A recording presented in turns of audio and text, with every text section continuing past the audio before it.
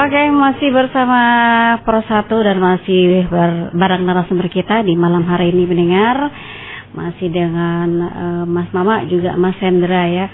Nah, kalau tadi kita sudah mendengarkan apa yang disampaikan oleh Mas Mama, berikutnya kita akan beralih ke Mas Agus Hendra.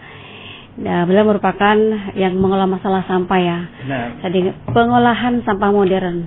Seperti apa sih pengolahan sampah modern ini, Mas Hendra ya? Ya, baik. Selamat malam. Cara pengolahannya ya. Ya. Oke. Sebenarnya sama aja sih dengan pengolahan sampah-sampah yang lain.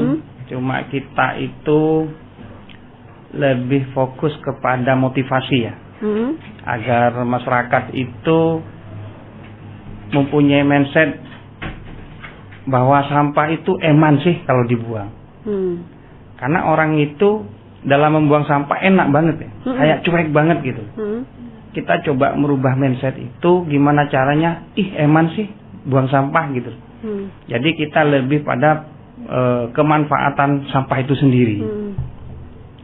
Jadi sejak awal kita memang dengungkan kepada ketua, karena kalau di bahasa penanggulangan risiko, kita itu kan nggak mungkin menunggu adanya bencana kan. Berarti kita di awal sebelum bencana kita sudah ada antisipasi. Cuma saya melihat waktu itu teman-teman rescue banyak sih, tim-tim penyelamat banyak, kalau sudah bencana gitu banyak. Nah, saya cari peluang. Bencana itu ya banyak ya. Iya. Apalagi ya banjir kayak kemarin. Betul. Kita berbondong-bondong kan. Diapain sampahnya, Mas? Kenapa? Itu diapain sampahnya kemarin? Kalau sudah terjadi bencana kami nggak bisa apa-apa gitu. Malah nggak bisa apa-apa. Enggak, maksudnya tuh kayak kemarin sampah kan banyak habis banjir tuh. Betul, kan. Nah, betul. Itu kira-kira sampah yang udah kebanjir tuh bisa dimanfaatin nggak itu kemarin? Semua sampah nggak ada basinya kalau buat kami. Oh gitu. Semua sampah tidak ada yang tidak bermanfaat buat kami. Semuanya ada. Tinggal kita mau berdiskusi sampai berbusa-busa pun solusinya ada. Seperti barusan aja, kita kan masih belum pulang nih. Barusan aja ada beberapa desa sudah tanya ini gimana cara penanganan sampah. Sampean ketemu EPRB, langsung ada solusi. Bahwa sampah itu gampang. Jangan lihat sampah itu kayak kita muak gitu ya. Kalau psikis kita sudah mengatakan sampah itu sulit, maka sulit penanganannya, siapapun itu. Kan sudah ada, ini kan EPRB. Kan ada istilahnya sudah ada kantong menangani masalah sampah tuh, Mas. Dela. Berarti kita menyerahkan tanggung jawab itu kepada orang lain kan? Oh gitu ya. Yang menimbulkan sampah siapa? Oh gitu. Kan begitu. Jadi kita lebih arah kepada pembuat penyebab masalahnya. Siapa? Ya kita sendiri dong. DLH ini atau pemerintah ini menangani karena orang sudah cuek semua. Versi saya begitu. Nah, kita coba masyarakat ini peduli terhadap apa yang telah dia buang, bertanggung jawab apa yang telah dia buang. Karena awal ya, kita harus berpikiran ekstrim loh ya, kalau jadi relawan sampah ya. Karena yakin kita nggak dapat apa-apa nih. Kenapa kita harus berpikiran ekstrim? Karena dikala kita membuang sampah atas kesadaran kita, jelas-jelas kesadaran itu telah akan membunuh orang. Contoh, sampah plastik terurai nih, seperti versinya analisa teman-teman UTM bahwa sudah ada mikroplastik di Selat Madura. Itu sudah terlihat di daging ikan. Nah, siapa yang bertanggung jawab kalau mikroplastik ini sudah dimakan oleh kita? Berarti kita sendiri kan yang membunuh orang lain, atau kita sendiri yang membunuh kita sendiri. Itu pemikiran ekstrim kita. Harus begitu relawan. Kalau nggak punya pemikiran ekstrim, maka kita tidak akan bertindak. Kan begitu kan?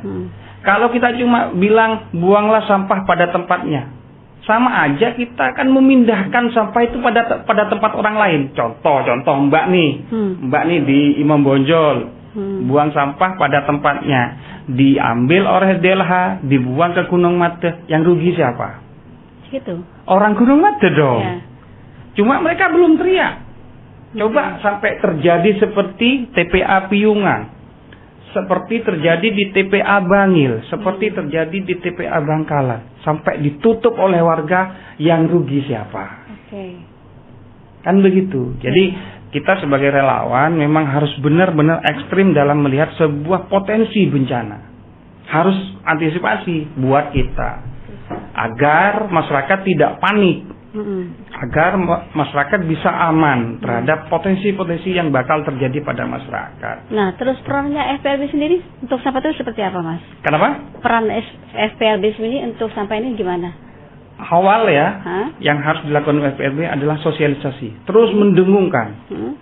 Yang kedua adalah melaksanakan program dalam penanggulangan sampah. Karena banyak orang tidak paham nih. Coba sampai pikir. Ada orang mengatakan bahwa orang yang telah menjadi tengkulak sampah itu kaya-kaya loh. Apalagi yang namanya orang Madura. Semuanya berpikir bahwa sampah itu bisa membuat kita kaya. Tetapi kita buang sampahnya kok. Iya. Iya kan begitu kan? Iya. Wah, kalau sudah ada besi tua ini orang Madura nih yang tahu nih. Tetapi kita sendiri buang loh. Oke. Nah, di FPRB itu selain mensosialisasikan, mendengungkan hal-hal yang berbahaya terhadap sampah, kita juga harus mendampingi, menjadi pelaku dalam penanggulangan sampah itu sendiri. Jangan kita ngomong, ayo kita buang sampah pada tempatnya, tetapi kita tidak bisa menyelesaikannya. Kan sama aja bohong nih. Kata ketua itu jangan hit and run. Setelah kita lempar isu kita nggak tahu caranya. Itu kan percuma bohong. Jadi kita coba semua sampah yang menjadi permasalahan ada solusinya. Mungkin itu aja sih. Misalnya untuk plastik nih misalnya. Plastik ini kita non organik kan? Iya benar. Nah di FPRB itu kalau di masyarakat umum tahunya sampah itu organik sama non organik. Kalau FPRB beda lagi. FPRB itu ada 3. Organik, layak olah, layak jual. Kalau bilangnya bahasa plastik, layak olah apa layak jual nih? Layak jual kayaknya. Kalau layak jual itu paling botol, gelas. Terus kalau plastik kemasan gimana? Ya. Laku enggak? Makanya kita harus bagi lagi agar kita tahu cara menangani sampah itu sendiri. Contoh gini, oh non organik itu laku loh ya. Oh ya tah? Apa non organik itu? Pampers atau kain gitu ya? Itu laku nggak? Ada sebagian, oh laku dong. Ada sebagian orang mengatakan laku. Ya? Iya. Kita tantang dia.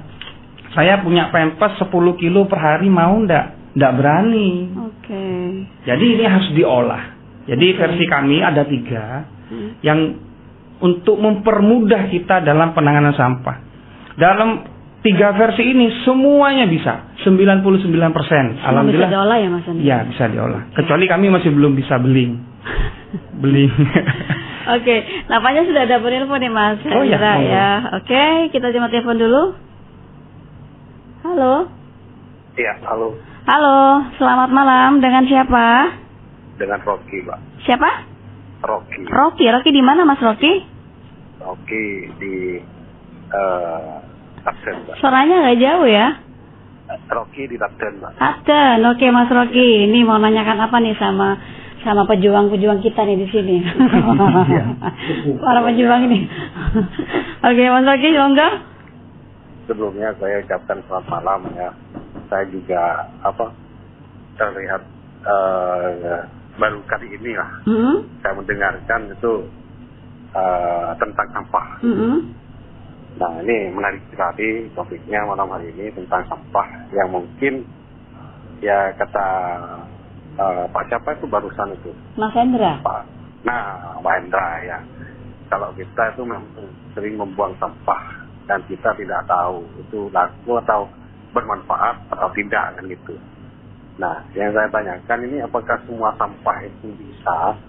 Nah, terus bagaimana untuk nanti cara memilihnya dan tujuan dihubungi ke siapa gitu?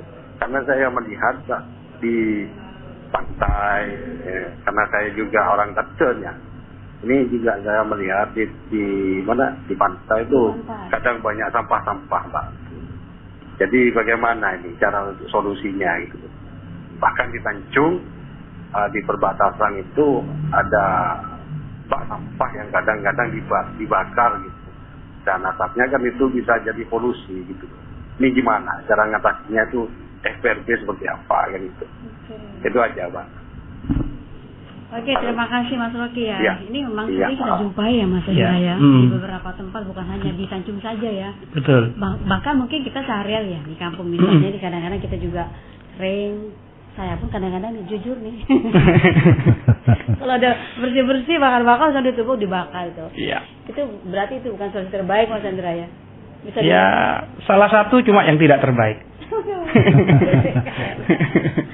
Nah, mumpung ada pakannya di sini nih, seperti apa, bagaimana kita mengolah sampahnya itu, terus paling nggak kita kemana sih sampah-sampah, apalagi sampah rumah tangga loh Mas. Aduh itu, gimana tuh cara di tangan para ahlinya seperti apa nanti? Yang pertama saya selalu mengatakan kita butuh psikologisnya Mas Rocky dulu. Mas Rocky melihat sampah itu apa dulu? Barangan buangan atau uang yang terbuang? Itu satu dulu. Satu dulu. Kayaknya tantangan banget nih. Ya, tantangan dong. Kalau itu barang buangan, ya sudah selesai perkara. Saya selesaikan. Iya. Tapi kalau Mas Rocky merubah mindsetnya bahwa ini menjadi cuan, saya kasih tahu ceritanya, saya tahu rahasianya. Ya.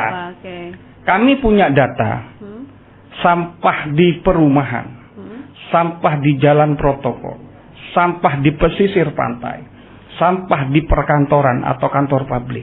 Kami punya datanya semua. Sekian persennya. Dan paling gampang itu di pesisir, Mbak. Kenapa?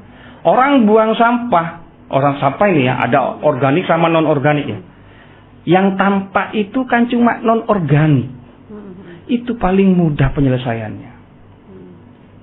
Nah, kalau Mas Rocky mau sabar nih, nunggu kajian kami dengan Poltera.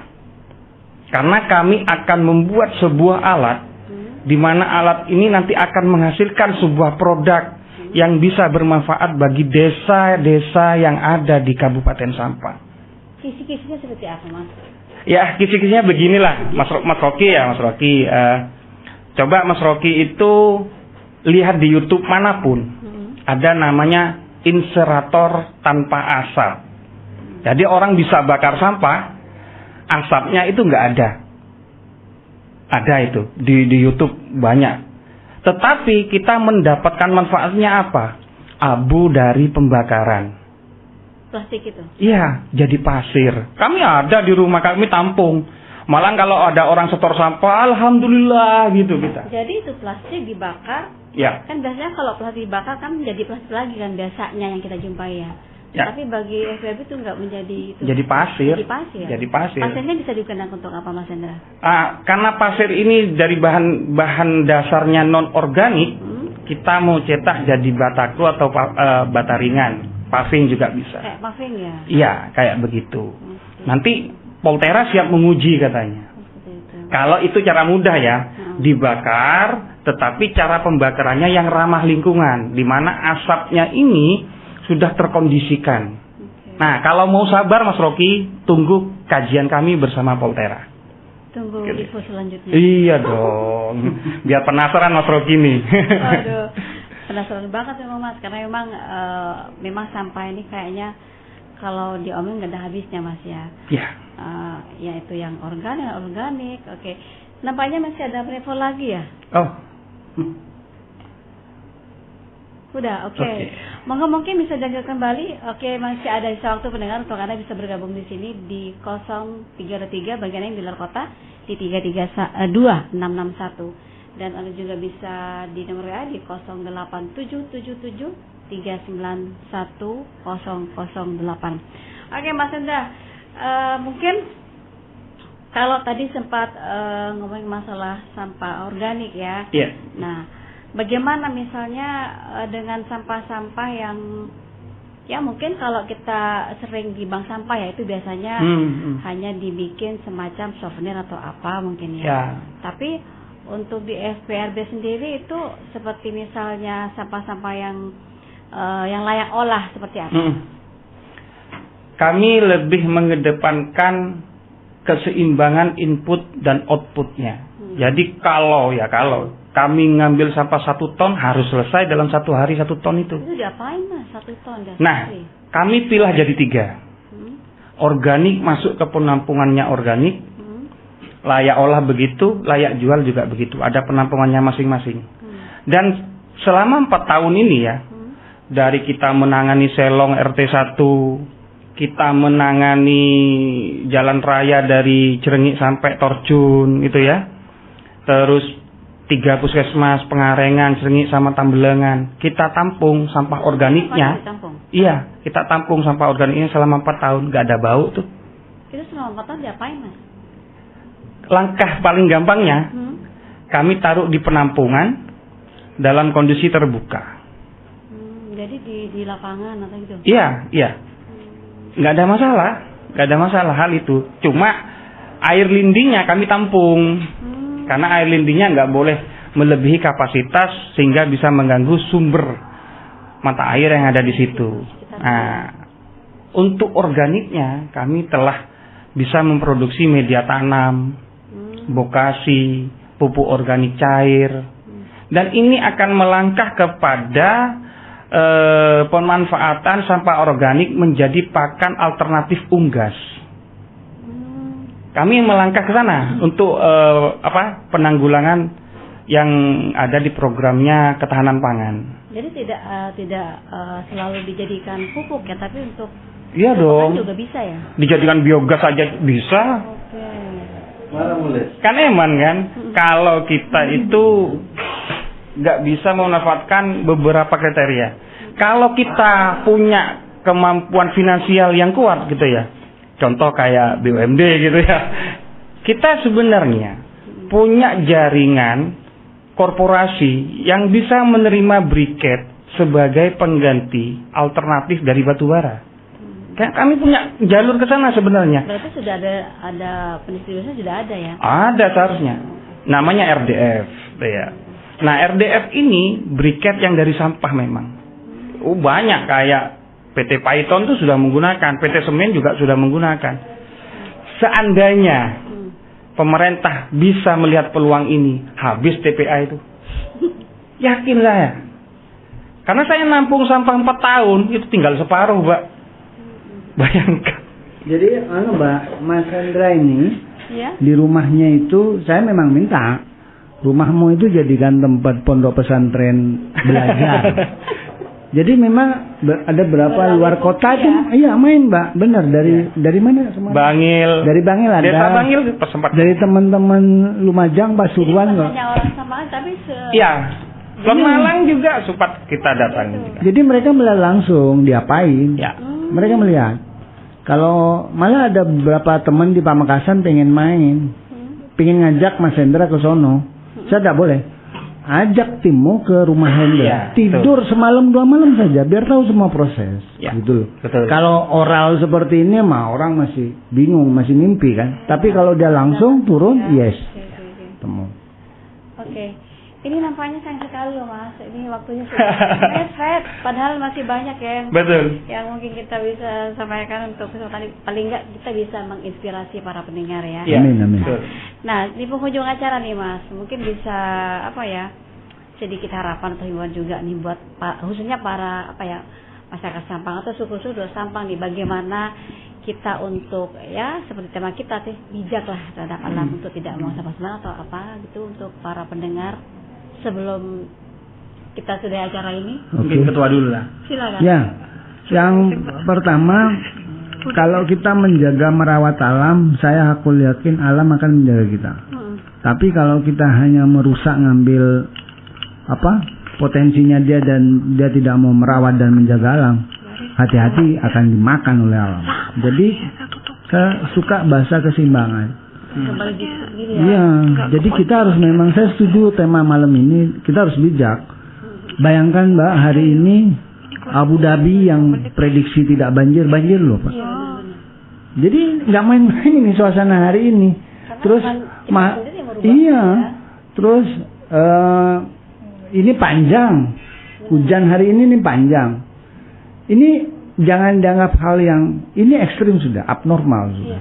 Jadi tingkat antisipasi kita yang ada di tengah-tengah lingkaran bencana itu memang harus lebih banyak mengantisipasi, banyak harus lebih bijak, harus paham diri lah. Kita ini kan sudah makan di atas bumi gitu, kadang-kadang merusak bumi. Harus adil ya untuk alam kita. Setuju, Pak.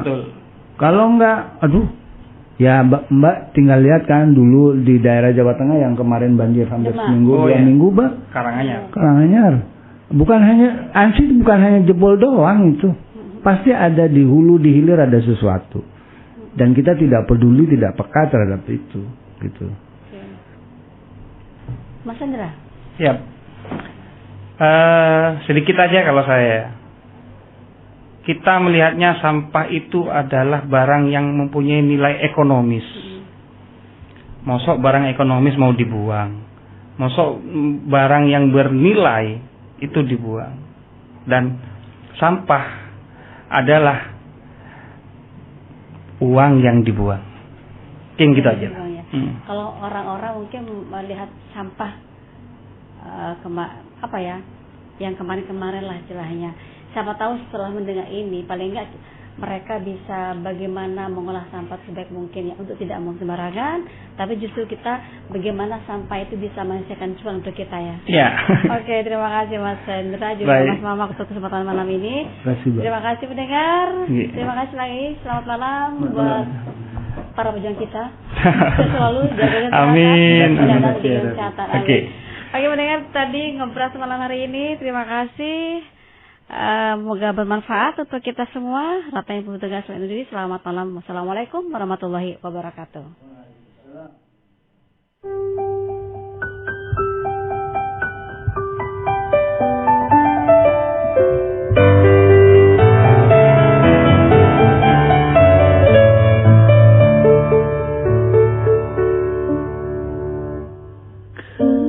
Kecil berwarna warna-warni terangian, sentuhan gaya indah jika tergambar baik, mata hati melihat kau sangat istimewa, terbelayang menari hingga di bunga-bunga.